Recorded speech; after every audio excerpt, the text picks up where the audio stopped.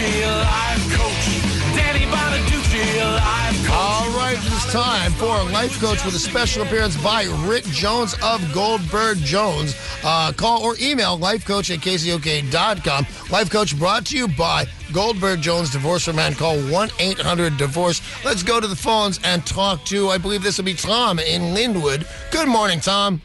Good morning. How's it going? It's all good. Do you need to talk to Rick Jones? I do. That would be awesome. Man's right here, handsome as every time I see him. Bring it, Tom. All right. My question is, I got a divorce a couple of years ago. I've got 2 kids. My son just turned 18. In the divorce settlement, we agreed at the time I was making a little bit more than what I'm making now, but we agreed in the divorce that I'd be paying $222 a month. Then my ex-wife decided to go on the state support system, and when she did, the state came after me, and it basically tripled my child support, so I'm paying $666. Jeez. On support, yeah, crazy. Did it drive you crazy that you were paying the number of Satan, 666? Right? Exactly. Yeah, man, I heard that right away. Trust me, we knew that right away, too. I'm definitely paying straight Satan. So anyway, my question is now, my son turned 18. He dropped out of school about a year and a half ago. She let him drop out. So child support went up to the $666 until he turns 18 or unless he continues school. Well, now, all of a sudden, after a year and a half of being out of school, he's enrolled again. So I'm just wondering, how in the hell do I go about getting this lowered so that I've got money so I can survive? Well, it sounds like they're playing a little bit of a game with you because every piece of information you've been given so far sounds pretty correct, which is your support order says that you're required to pay until he's 18 or finishes high school, whichever is later. Right. Normally, that's meant to be a catch-all to extend it to June if your child turns 18 in January. In your particular circumstance, they're aware of that, they meaning your ex. And so the real issue is whether or not you want to bring this back to court, and the issue that the court has to decide is whether or not your child going back to school at this point is a little bit of a shill just to get, continue to get the child support going. But it really has to be a decision that the court's going to make at this point. But if all the information that he has given you, that Tom has given you, is completely 1,000% correct, would you say he has a pretty good shot at being able to reduce this? I would actually say that he probably doesn't have a very good shot Really? the first go-round. But here's the key. Let's say that you're in court 2 weeks from now, Tom, and the court's looking at this, and, of course, your ex is going to bring in enrollment records and say, look, he now has X many credits, and he's supposed to be graduating in 6 months. Well, the court's now going to have an institutional memory, and they're going to say, okay, well, you know what, Tom, you're on the hook for another 6 months, but at the end of that 6 months, we're going to come back. And if he's not in that same program, if he hasn't done what he needs to do, then we're going to pull the plug. And it's a shame that it has to take one more step, but you got to start somewhere. But at one more step, then he gets to reduce it. Because I felt like you did. These people are kind of trying to play with him a little bit. No doubt. You show one more step, and Tom is good. Thanks so much for that call and talking to Rick Jones. Sandy in Auburn, you are next for Danny Bonaduce Life Coach with special guest Rick Jones from Goldberg Jones, 1-800-DIVORCE. Good morning, everybody. My name is Sandy, and I have a question. I have a 2-year-old granddaughter, and my daughter is the sole supporter of the family. Her boyfriend, she's not her boyfriend. The baby's dad lives there with his 2 children. She supports him, and they're his kids. And now he's saying I'm moving now and taking my granddaughter, and that she can come and get her on the weekends because he knows my daughter doesn't have a babysitter. What recourse does she have? I have one quick question before Rick takes over. Is this guy the biological father of all the kids in the house? Yes. Okay. All right. Well, basically it becomes a custody issue. Your daughter certainly doesn't simply have to acquiesce, have to go with them. There's no reason she needs to do that whatsoever. And just like divorcing people, even though they were never married, you establish what's called a parenting plan with the court, and it becomes a custody issue. Now, if the father wants to fight for custody to be able to give him the right to make that move with or without your daughter, so be it. That's his prerogative. But your daughter gets to do the same thing. Whether you consider that offensively or defensively, she can absolutely fight for custody and stay here. All right, and by the way, there is a reason that Goldberg Jones labels themselves a divorce for men. She has all the rights in the world before this guy is going to get to just walk off with her kids. So if you hire a good attorney, and I suggest you do, statistically speaking, your daughter's completely going to win this, and some guy that never married your daughter is not taking these kids anywhere. But that's my opinion. I'm no Rick Jones, but who is? This is Life Coach with special guest Rick Jones from Goldberg Jones, 1-800-DIVORCE. If you've got a question for him or Danny Bonaduce, 800-252-1025. Craig and Bothell, you're up next. Okay, yeah. I'm married to a Vietnamese lady. I've been married for 5 years, and she's been threatening to divorce me many times. She owns the house, and I just don't want her to kick me out into the street. I work, and I just feel that she's always dangling that carrot in front of me saying, oh, remember, we're getting a fight or something about something. Usually it's about money. Right. And she has a really successful business. She does nails and pedicure, and I work in the video production area, and she makes more money than me. So she thinks I'm lazy because I don't make enough money. But we get in arguments about that all the time, and I'm just worried that one of these days she's just going to pack my stuff, throw it out in the yard, and I'm going to come home from work and all my stuff is out there.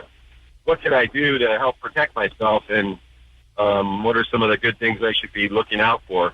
Hey, Mr. Rick Jones of Goldberg Jones. What do you got? Boy, Craig, I'd say plan ahead. There's been a whole lot of warning signs that you're already seeing, so you kind of know what to do, I think, which is make sure that you've got a fallback plan. Make sure that you know that if you come home and your stuff's sitting all out in the front, the front driveway, that you've got some place to go temporarily, that you've got access to personal items that you may need, that you've got access to finances to hire somebody good to help you. Yeah, this is what I would suggest. You need a good lawyer no matter who the lawyer is, but we work with my buddy Rick Jones at Goldberg Jones. Call 1-800-DIVORCE. Doesn't he get half of this pedicure business? Well, it all depends on the timing, so it's going to be a little bit more complex. How long they've been married, whether this business existed before or after the marriage, all sorts of things like that. Just like the house, same sort of issues.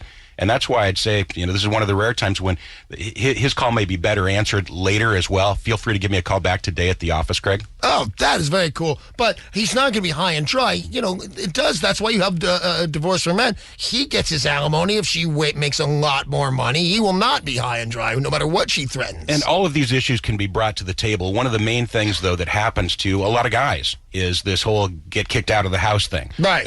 I would not go. Especially if there's an allegation, true or otherwise, of domestic violence. All of a sudden, there's now a court order that says he can't come back. By the time he gets in front of a court 10 days later with us, then the court looks at it and says, well, he's already out. Let's not put him back in. Right. No, you're right. Of course, you're right. You're Rick Jones.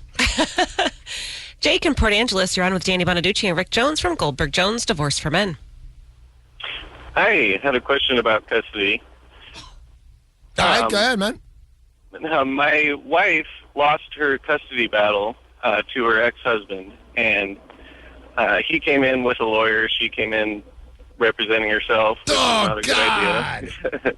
Yeah, and now we got married and all that, and her daughter spends most of her time at grandparents' houses or the Boys and Girls Club and places like that, so she never hardly is with her dad, and he still won't let us have her on the extra time instead of grandparents and whatnot. And we are just wondering, do we have a leg to stand on trying to get her back just because of that? Because she's a stay-at-home mom. I make pretty good money now, so she'd have nothing but time with her mom rather than, being spoiled by grandparents and whatnot, which is good, but you don't want your daughter raised to be spoiled, No, if she can be with her biological mother and her biological dad, I think that trumps a lot of things. As long as everybody's healthy, not a drug addict, not violent, I think that always wins. Mr. Jones. Well, modifying a parenting plan is a fairly high hurdle. You have to show two things. You have to show a substantial change in circumstance, which it sounds like he's got. Right. But that change in circumstance is resulting in existing harm to the child.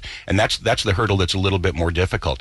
Now, short of that, not saying that you don't have enough, but even short of that, there's something in your parenting plan called a dispute resolution clause. Basically, it points you to the door of a mediator.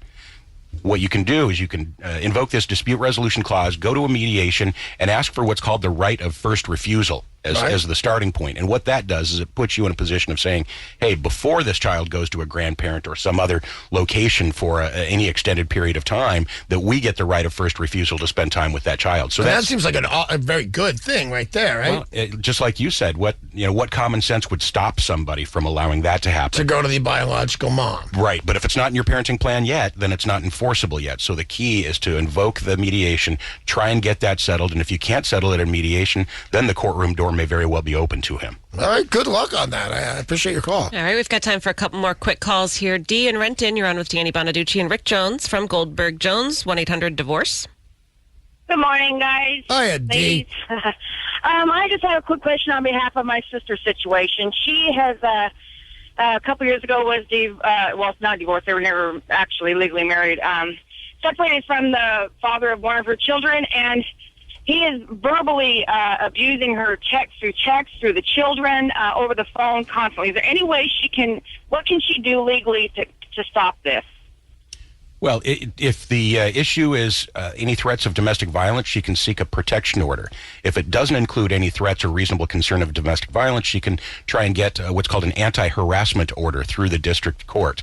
And what she's going to need to do there is two things. One is she's going to have to prove to the court that she has asked him to stop this in a reasonable fashion, and that subsequent to that ask, he's continued to act in a harassing way.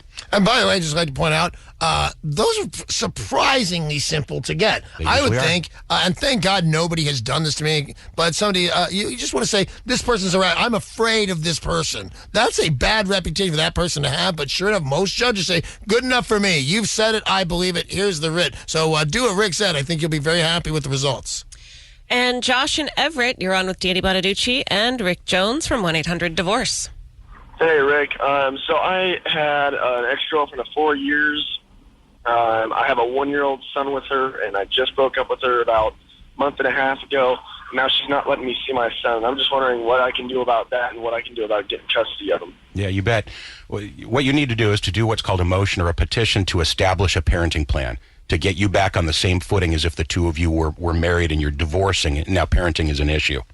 At that point, anything is open in terms of your request, whether you're seeking a reasonable visitation or whether you've got the fact pattern that allows you to actually seek being the primary parent.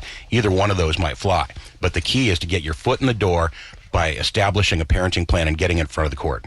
All right, good luck on that. I appreciate the phone call. That's all the time we have for Danny Bonaduce, life coach, with our special appearance by Rick Jones of Goldberg Jones. Thanks, man, for coming by. We appreciate it. You should, by the way, let's see, life coach brought to you by, as I said, Goldberg Jones Divorce Man. Call 1-800-DIVORCE.